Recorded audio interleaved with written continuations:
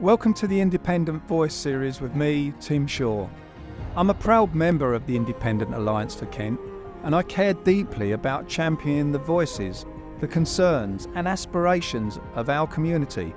And that's why I'll be standing for Parliament at the next general election to serve as an independent MP for Tunbridge County constituency. This is a series of conversations with local residents covering the issues that really matter to us all, and will form the basis of my manifesto. In this episode with Sylvia, we explored my roots and why I care so passionately about our communities and the changes we need to make. You are convinced that you are a man of Kent. And did you check it? I've checked it. And you were born in... I was born in Pembury Hospital. Oh, the old one, obviously, And the old not one. the new one. Well, it's still on the same site. Oh, is it? Yeah, it's still on the same site. Oh, okay. And so I was born there. So that comes under Tunbridge? It comes under Pembury. Although I was born there, on the same day, Saying that. I was back in Borough Green as a Kentish man. So am I a Kentish man? Am I a man of Kent?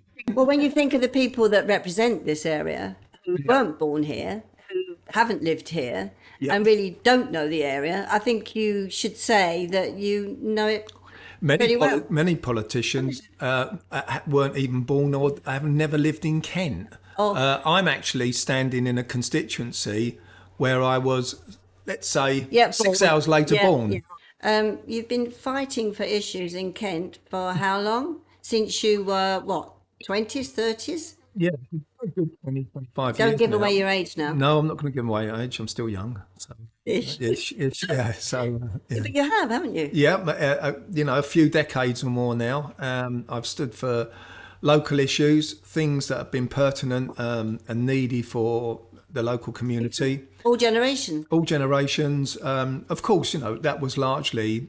going back to the Borough Green and Platt environment, I can remember in the very early days of Borough Green and Platt bypass, I stood in the Kent County election. Issues all over. Yeah, I stood in the Kent County election back in 2005, so nearly 20 years ago for Borough Green and Platt. But in the last 8 years, I was a elected member for Tunbridge and Malling Borough Council as an independent.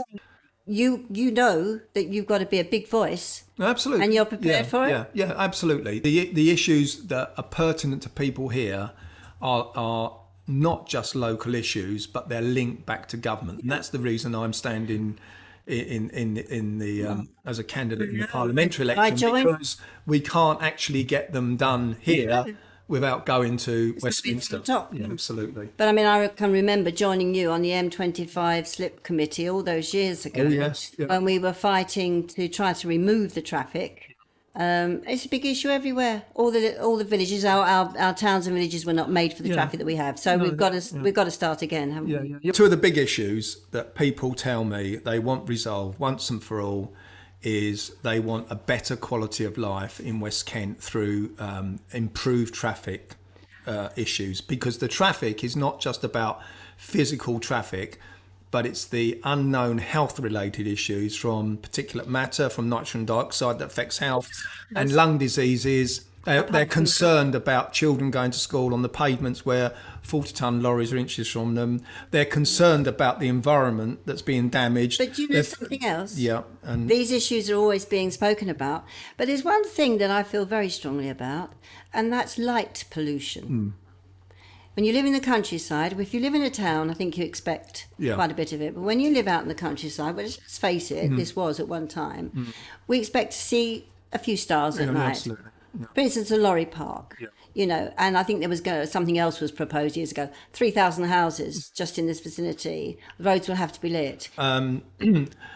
Quite clearly, we've struggled in Tunbridge and Malling for a number of years now. We still do not have, as I speak to you now, an approved local plan. We're working on an existing local plan that really is outdated now. And the new local plan that we should have had in place already. In principle, many people were concerned about encroachment of the green belt and the area of outstanding natural beauty by building mass housing estates and things like that on that land. So that rightly created that issue, and they brought up the issue of light pollution. So Good. that's one thing, yeah. Yeah. So we need a better, Please. so we need an improved local plan that's fair and just for the whole of our borough. I wish you very well with all this. If people are prepared to come out and vote, I hope so. I hope the younger generations people will. say it's worth voting today. I can tell you It is. from the 2023 Tunbridge and Malling Borough Council election Go out there and that vote. their vote in the local communities here was viewed as changed their whole mentality and views on it, and they could see that they will see in due course a local plan that's approved that is fair and just for this community, which is bought in by all parties. But we just need time to achieve it. Thank you. So I hope you enjoyed this episode of The Independent Voice with me, Tim Shaw. Please do look me up on Facebook and Instagram so we can continue the conversation, because I want to know what you think too.